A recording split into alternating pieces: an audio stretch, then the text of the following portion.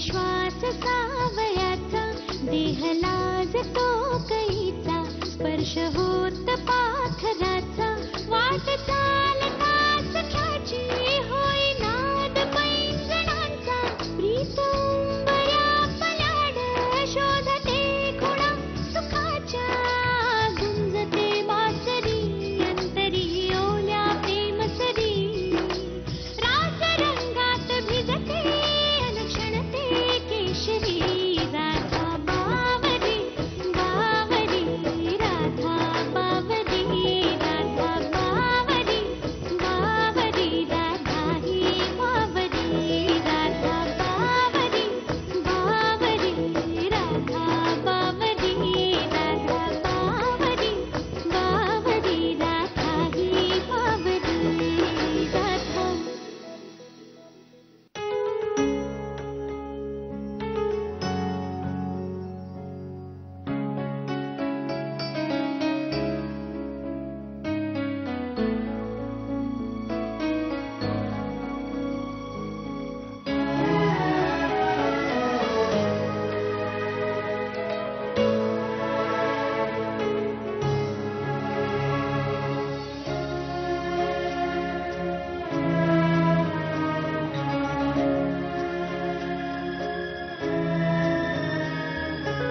Please पायाची काळजी घे.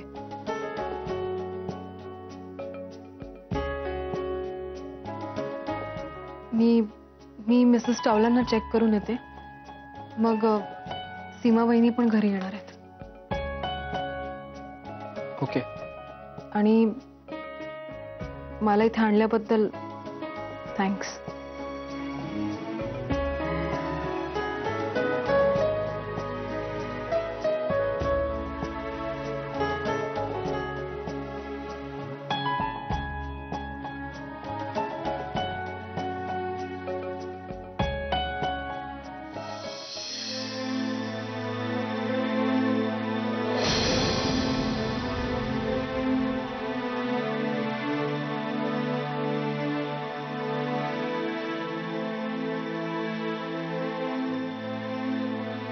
Excuse me, doctor Radha. Yes.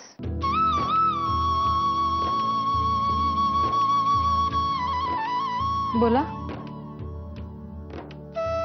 मी मार्कंड धर्माधिकारी, तुझ्या होणाऱ्या नवऱ्याचा मोठा भाऊ.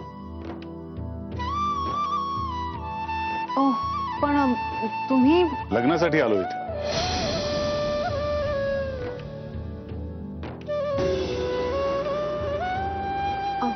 मी नमस्कार करते. ठीक आहे ठीक आहे, it's okay. All the best. मी जरा पेशंटला चेक करून येते. या sure sure, please carry on. आलेच.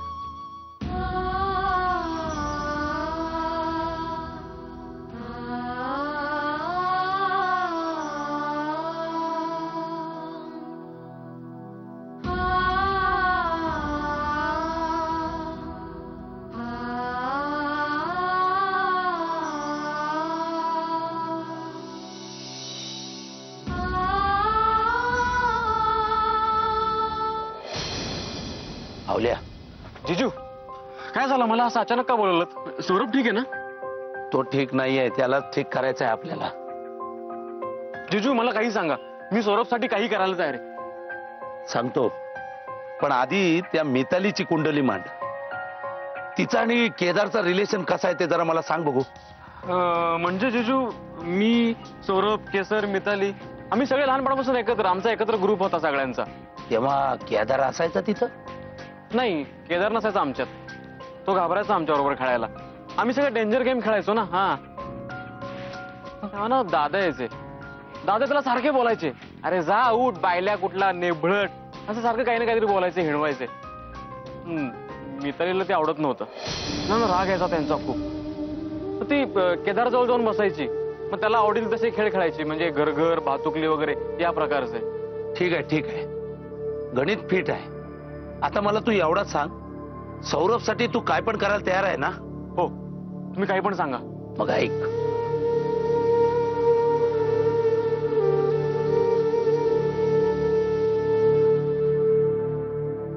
ओके.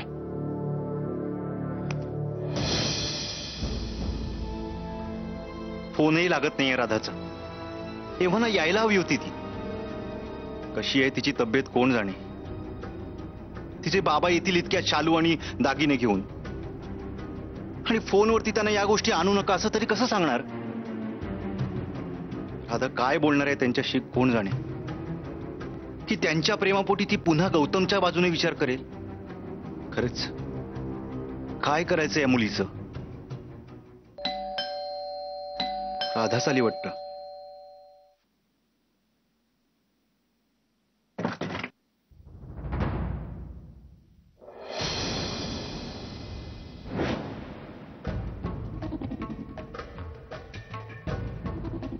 डॉक्टर मानस.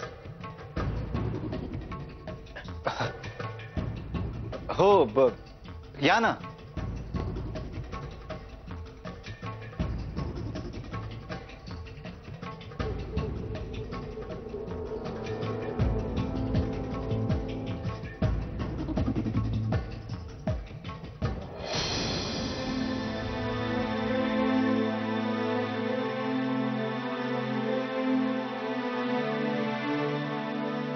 सौरभ, निघायचं? हो. चल. मी फक्त डॉक्टर राधाला सांगून येतो. Excuse me, doctor Radha free झाले असती तर त्यांना प्लीज सांगाल का मी गेलो म्हणून. राधा मॅम त्या तर मगाशीच घरी गेल्या. गेल्या? हो, त्यांना खूप ताप होता बिचारा, तरी आल्या त्या. मिसेस चावलांना ट्रीट केला आणि गेल्या. ओके. त्या ग्रेट आहेत, खरंच त्या खूप ग्रेट आहेत. एरवी उभं पण राहत नव्हतं, पण पेशंट जवळ गेल्यावर कुठून ताकद आली कोण जाणे. खरंच त्या ग्रेट आहेत.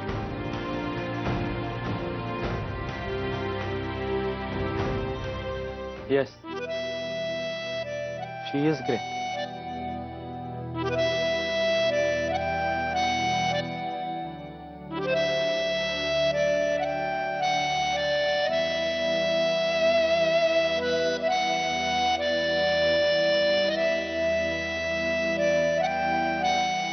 निघायचं? हो चल.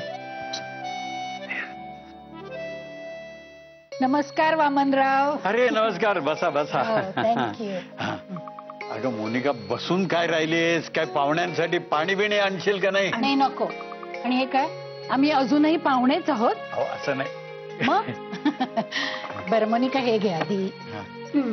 थँक्यू. आणि वामनराव, हा.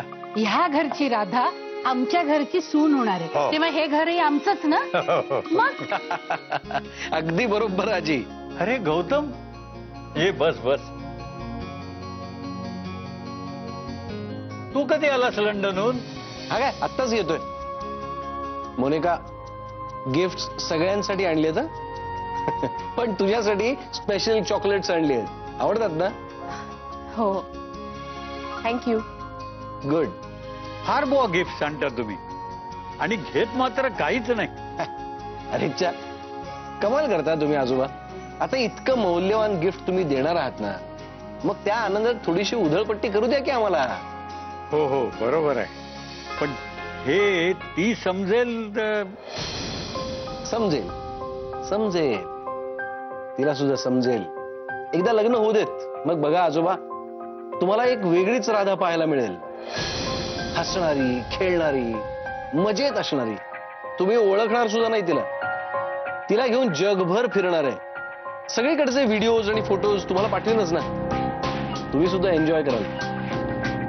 आणि मी काय म्हणतो, आम्ही लंडनला जाऊन सेट झालो ना की हॉलिडे साठी तुम्ही सुद्धा जॉईन व्हा ना आम्हाला. काय आजी?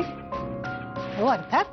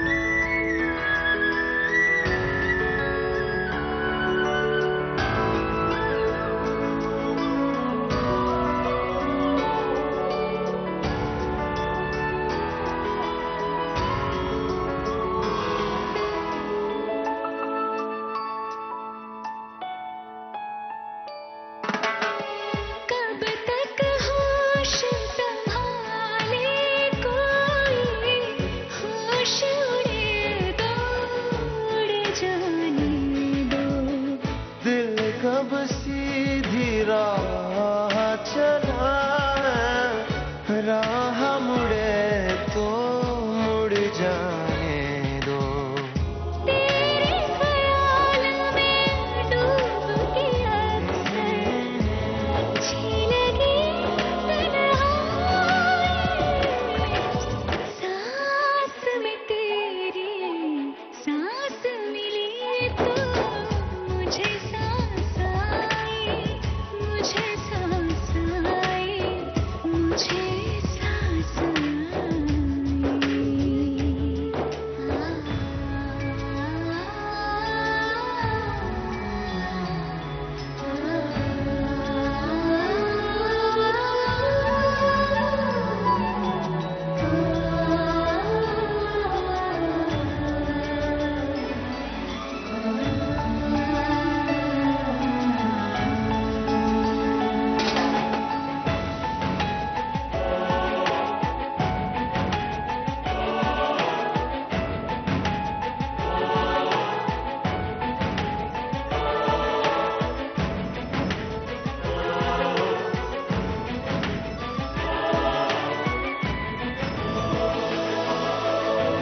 रात तेरी बाहों में कटे तो सुबह बड़ी हल्की लगती है। आँख में रहने लगे हो क्या तुम, क्यों छलकी छलकी लगती है। मुझको फिर से छू के बोलो मेरी कसम क्या खाए, सांस में तेरी सांस मिली तो मुझे सांस आई, मुझे सांस आई, मुझे सांस आई। रूह न छूली जिस्म की खुशबू, तू जो पास आई, तू जो पास आई, तू जो पास आई, तू जो पास आई।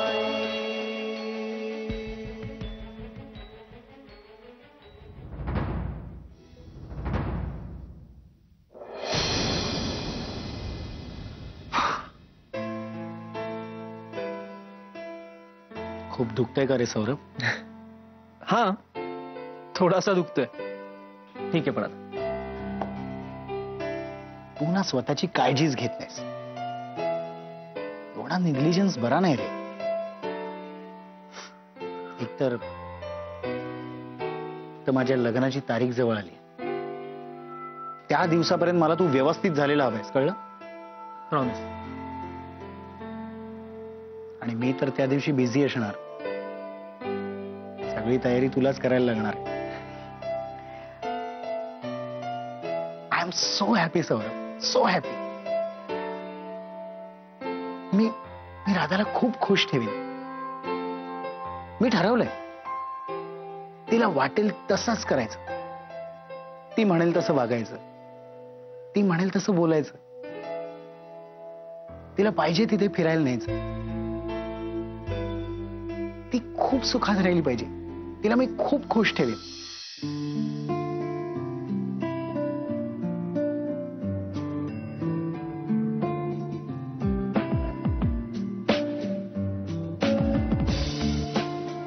तू हॅपी आहेस ना केदार? मला तेवढंच हवं होतं.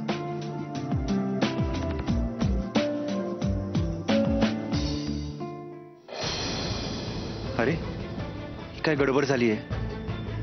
आता राधाचे बाबा पण येतील.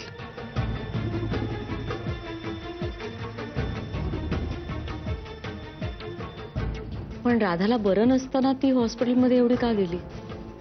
कारण डॉक्टर प्रधान नाही आहेत ना इथे. त्यामुळे काही कॉम्प्लिकेटेड इमर्जन्सी आली तर तिलाच पाहावी लागते.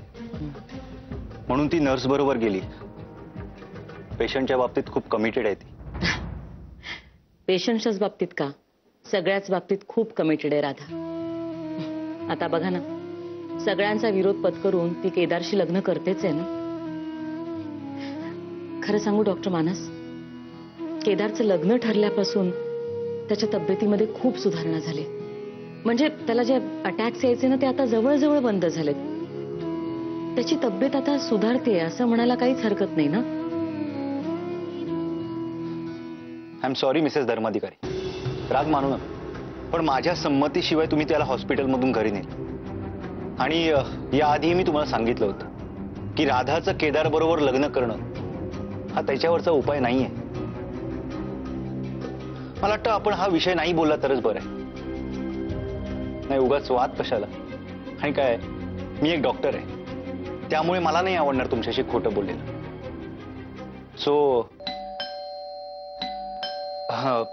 राधा आली वाटतं, मी बघतो.